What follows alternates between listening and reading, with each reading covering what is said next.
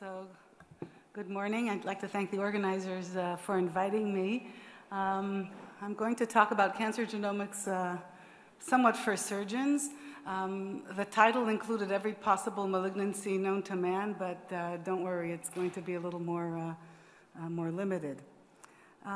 So my outline is really, I realized I was talking about 3 T's. One is the technology, the revolution of next generation sequencing. The other is the type of tests that we can perform, and I'm going to classify them mainly into germline testing, tumor testing, and some things that go beyond. And then translation, how do we go for the genomic test results to surgery and to therapy? So in terms of the technology, next generation sequencing is really based on the fact that we have a draft of the human genome. Is there a pointer here? The green arrow. No, the big one. Okay. So it's really based on the fact that we have a draft of the human genome. And what it means is that we can break up DNA into very small pieces, and we know where to fit them back to each other because we already have the reference sequence. And we can put these little pieces together and actually sequence the whole genome. A very important concept in next generation sequencing is the fact that we're actually sequencing very short reads, very short sequences of DNA. And when we put them together, what we would like to see is that at a specific point, we have a lot, every gray line here is one sequence, and you can see that this particular point in the genome, okay, we're reading from left to right or from right to left, but this is a specific point, and we can see that this specific point has been covered over 20 times. It exists in over 20 little short reads. And that means that at that point, we have a very high confidence in what we're seeing. On the other hand, you can see that if we go over here, if I were to find anything here, it really occurs on only one short sequence, and then I'm going to worry that maybe there's an error. So this is what you can see here, and we call this coverage. How many times have we actually sequenced that specific nucleotide? Here you can see a place where there's actually been an error or a change from the normal sequence. In 3 of the reads, in 2 of the reads it's not there, so we would say this person is possibly a heterozygote for this particular mutation.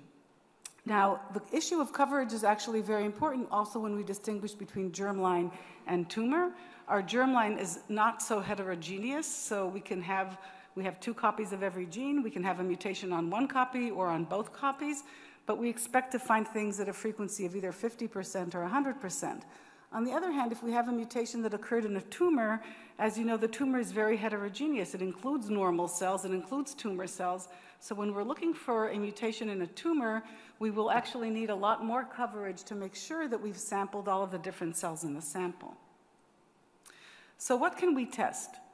We can still test for specific mutations, and I'm not really going to talk about that, but I'm sure you're all aware there are specific mutations that are important for response to therapy, like KRAS, EGFR mutations in different tumors, and so there is still a room for specific mutation testing simply for reasons of simplicity and cost.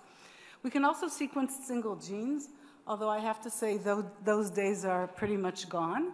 And what is much more common is testing for gene panels, that is, groups of genes that are relevant to a particular situation.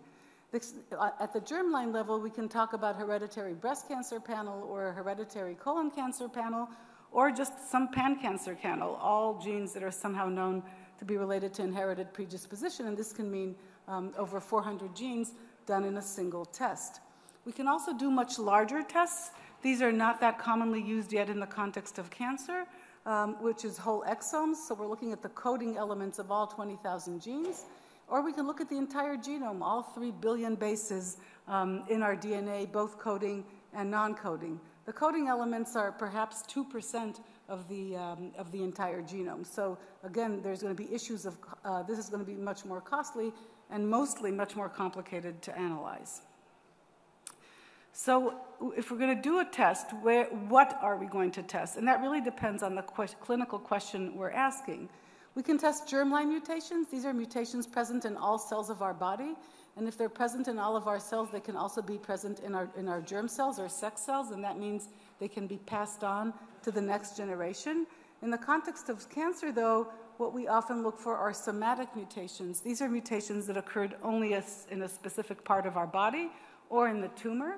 And the issue here is that they're not going to be passed on in general to the next generation because we don't find them in the germ cells. Obviously, germline testing is going to be very important for cancer predisposition. Somatic testing might be more important for deciding what kind of therapy the patient needs. I will say also that I'm not going to talk about it a lot because I presume this audience is very familiar with it, but that germline testing has implications for therapy. Just as an example, you're going to do much more extensive surgery on a patient that has colon cancer as a result of an inherited cancer predisposition in let's say a 40-year-old than in a 75-year-old with a sporadic colon cancer. So where do we actually take our samples? I'm not going to talk about stool. Usually from the blood, what we're testing is germline mutations. In this situation, we're actually getting the DNA out of the white blood cells. We can test the tumor, obviously the paraffin block or fresh tissue if there is, and we can test that for somatic mutations, for the mutations that occurred and accumulated in the tumor itself. But it's important to realize that the tumor occurs on the background of our normal DNA. So germline mutations in general should be present in the tumor, although sometimes there are mechanisms that delete them. But in principle, what we find when we sequence the tumor is the combination of the germline background and the somatic mutations. The third type of sample is circulating free DNA, what is known today as liquid biopsy. This is obtained from the plasma rather than from the white blood cells, and it also reflects both the tumor and the background germline. What will we choose to test? Well, it depends, like I said, on what is our clinical purpose. In unaffected people, we really test only practically the germline because we would like to know if they have an inherited cancer predisposition, let's say if they have a family history of cancer. In affected persons, we can test also for cancer predisposition if we suspect that it exists because it affects the therapy choice, both for surgery, as I mentioned. I can give another example. If a young woman is diagnosed with breast cancer, if she's a carrier of a breast cancer and ovarian cancer predisposing mutation, we might be inclined to offer her bilateral mastectomy at the time of diagnosis rather than lumpectomy. We might, if she's, let's say, close to age 40 and completed childbearing, we might offer oophorectomy at the same time of the breast cancer surgery. So it does affect the surgical decision-making as well. And obviously, not obviously, but I mentioned before that tumor testing affects our choice of therapy. Which drugs would we give based on the mutations we identify? But it's important to know that this is also true for germline mutations. Again, if there is a BRCA1 or BRCA2 mutation carrier, would she need it? We know that PARP inhibitors are specifically effective in this population. It can also affect the choice of chemotherapy. We know that platinum-based therapies are more effective in BRCA1 and BRCA2 carriers. I'm going to talk a little bit later about the implications, for example, for identifying Lynch syndrome in a cancer patient and what that means for their drug therapy. It's important to realize that germline testing has implications both for the patient but also for the family. If we have an inherited mutation, it was inherited from somebody and it can be inherited to somebody. On the other hand, when we're doing tumor testing, largely the implications will be only for the patient. I want to spend 1 minute, I'm not going to talk about it extensively, about what does the result of a genomic test look like. And basically what we're getting, is a list of variants. And the American College of Medical Genetics and Genomics has adopted a 5-tier classification that is now very common. And here you can see it. Basically, a variant can be classified as pathogenic or likely pathogenic, and that means that it has a deleterious effect on the gene and on the protein that it encodes for, and so it must have some biological meaning. The bane of our existence is this group, the VOUSs, variants of unknown significance, or as we like to call them, VUS. For those among us who know Yiddish, I call these VUSes dus. What do we do with these? We find variants, we don't think they're damaging, we don't think they're benign, and the question is what to do. And I would say, at least historically, most of VUSs have turned out to be benign, around 90%, so I would be very cautious about performing, for example, preventive surgeries on somebody because they have a VUS. Unfortunately, it's not an uncommon occurrence. A physician sees a report from some genetic lab. It says there's a variant identified, there's a VUS, a long story about it, and patients often get unnecessary treatment. And then, obviously, there are many variants that are benign or likely benign. These are what we call polymorphisms, the small genetic differences that make each of us different from the other. So these are the results the type of the answer per variant that we get. What about, as much as I love DNA, we have to think about going beyond it. So here we have the DNA, either in the tumor or the tissue, and hopefully the best thing is probably to compare the two of them. The second molecule we can look at is actually the RNA, the result of transcription of the DNA, and there are important changes of the RNA that can be important for tumor therapy. Classic ones are, for example, fusion genes in many of the hematological cancers. And also, testing the RNA allows us to see whether a variant that we identified in the DNA and weren't sure about is in fact meaningful. There are many changes that look benign at the DNA level that even don't change the sequence of the protein. They don't change an amino acid, but they do affect transcription and result in a deleterious mutation in the gene. And finally, what is becoming more and more common is proteomics, to actually look for the proteins that are made. Those are the actual effectors of the carcinogenic process, and that can also often inform us of the drug response. And there are today clinically available tests that test all three, both tumor and normal, DNA, RNA, and proteomics. These are, however, extremely expensive tests. So I want to give you two real-life examples of using genetic testing, and specifically the use of gene panels, which I think is the most common clinical use at the moment.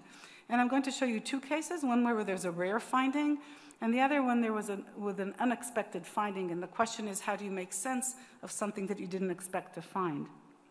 So the first case is this person. He's a 41-year-old. He had colorectal cancer in a polyp. He had a history of a few polyps in the past. Everybody marked in blue here on the pedigree.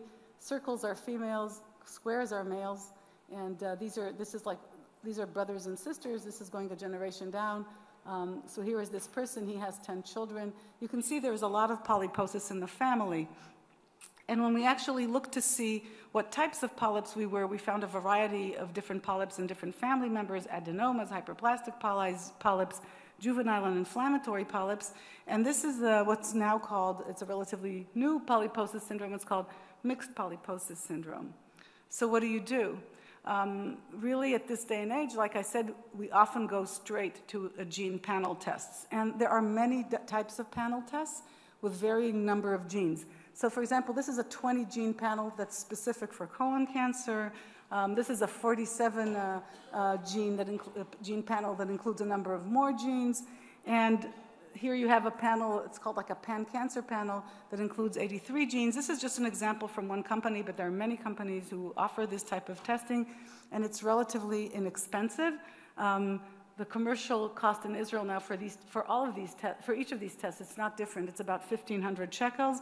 As of April 1, panel tests are part of the health basket. There is a Choser Mankal, a circular of the Ministry of Health Director General that informs the HMOs that as of April 1, they should be providing panel tests as part of the health baskets.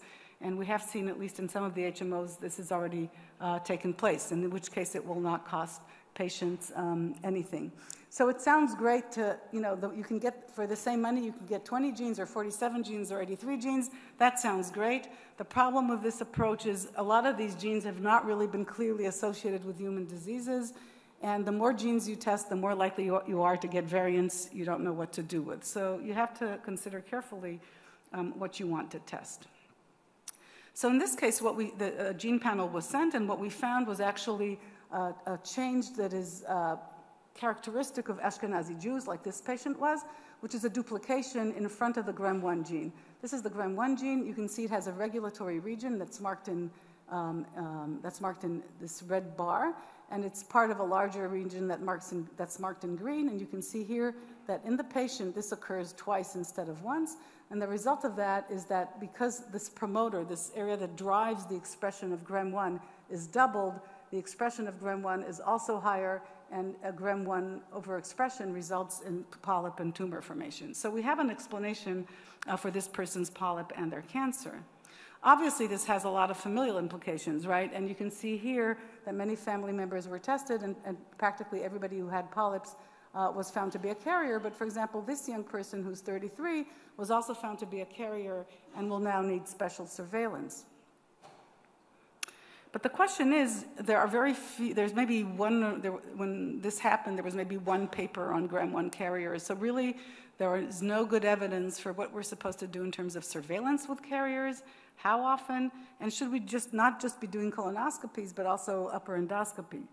Unfortunately, the question of upper endoscopy became very clear to us because while all of this was happening, this person's father was diagnosed with duodenal adenocarcinoma, so we figure, yes, you do need upper GI and not just colonoscopies.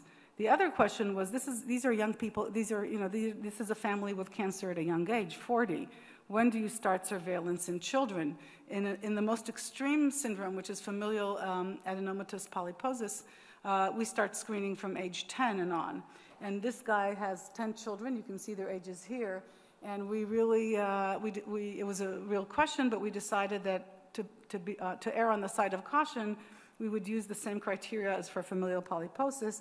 And so we decided we were going to test the 10-year-old and above, and you can see who was a carrier and who was not. And colonoscopies were performed in all of these children carriers. And you can see that one of them already had, at age 13, had a tubular adenoma with low to moderate grade dysplasia. So obviously, they do need early onset surveillance, and the experience of this family from Shari Tzedek and other families from Rambam and Hadassah has been recently published.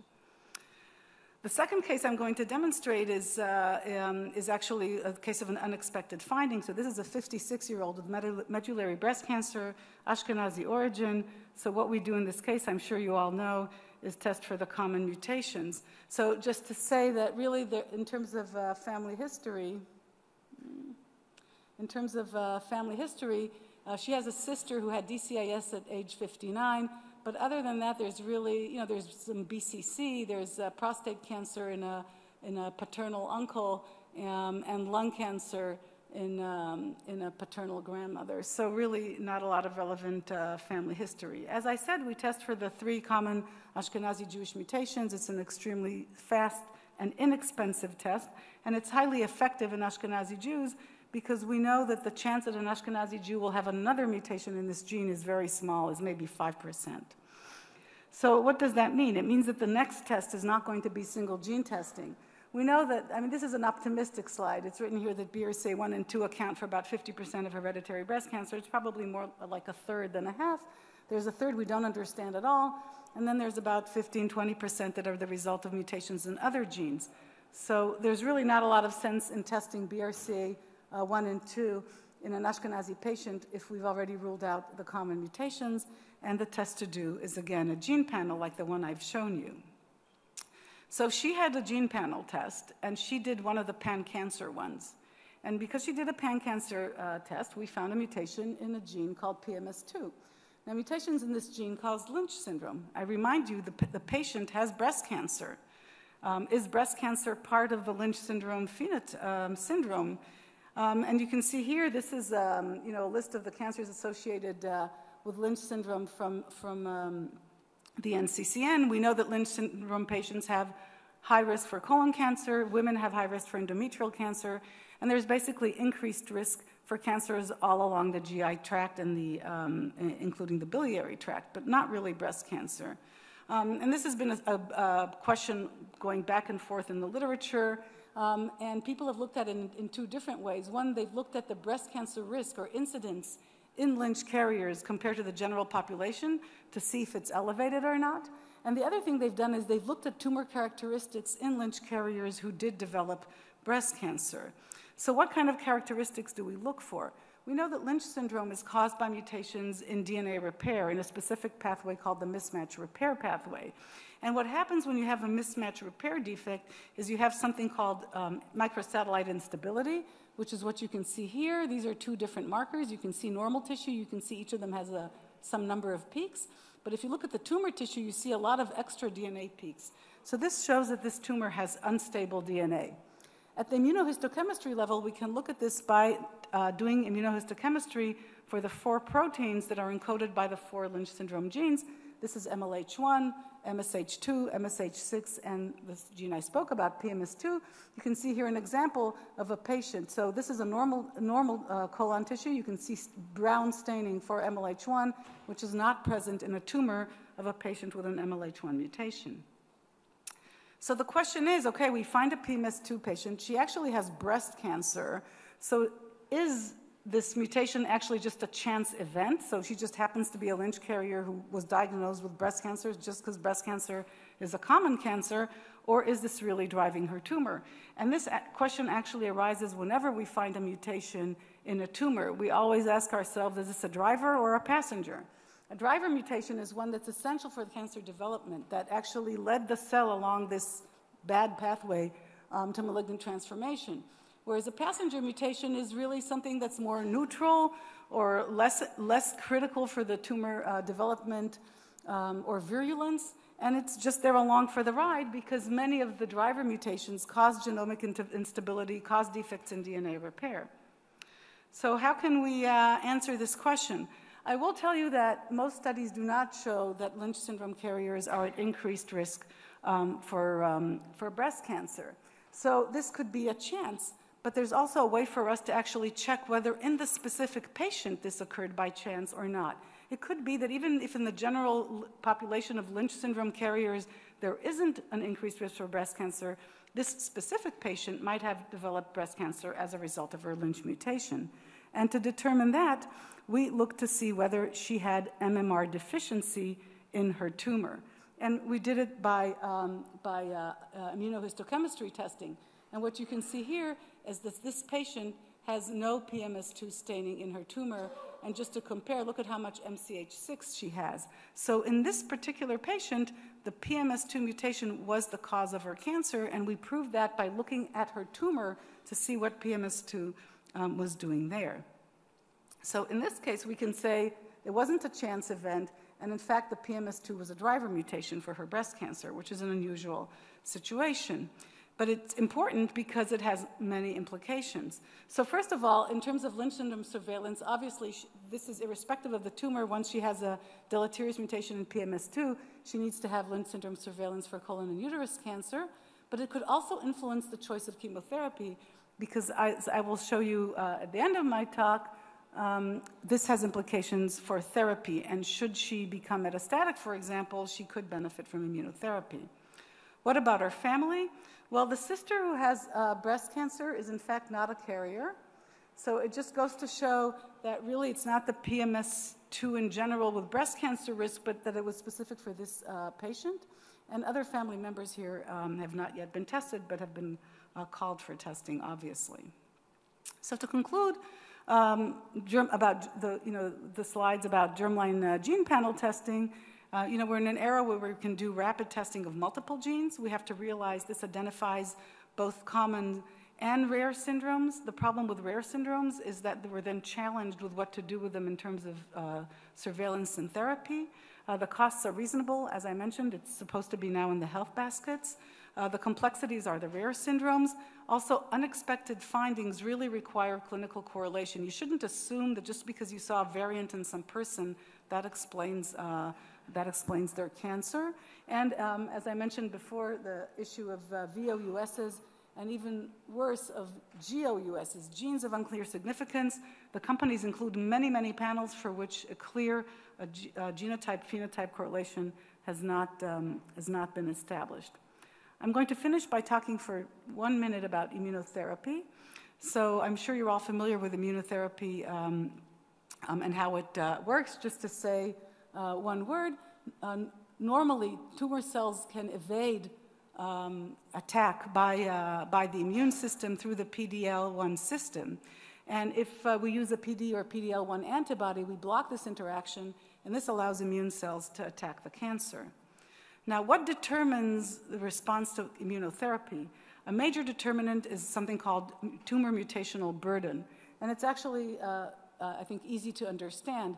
We know that when tumors occur, mutations occur in the tumor, that means that it now has proteins that are different from the native proteins. If these are proteins that are present on the cell surface itself, what we really have is neoantigens. And the immune system is supposed to recognize neoantigens. And this will happen more quickly or effectively if we also block the PD-1, PD-L1 system. What we often see pathologically is a histological appearance of a lymphocyte infiltrate. And this is a summary of a science paper from 2017 showing that in 86 patients with mismatch repair deficiency, including 8 with pancreatic cancer, there was an incredible response to PD-1 blockade. And the reason is that if you think about it, people who have mismatch repair deficiency, they have a DNA repair deficiency, their tumors accumulate a lot of mutations. These mutations include neoantigens, which the immune system can then attack, leading to effectiveness of immunotherapy. And this is from the New England Journal of Medicine in 2017, and they actually show there's a practically linear correlation. The R here is 0.75, so there's a very high correlation between the mutational burden, which you can see here, and the response to immunotherapy. And this is now easily tested. So to conclude, germline testing has both surgical and drug implications. We received today a wealth of information, so clinical correlation is becoming more and more important, both in the germline and in the tumor. And I will say that ideally, what we should really be doing is testing the tumor and the germline in parallel to make sure that we're covering all our bases, both literally in terms of DNA and in general. Thank you.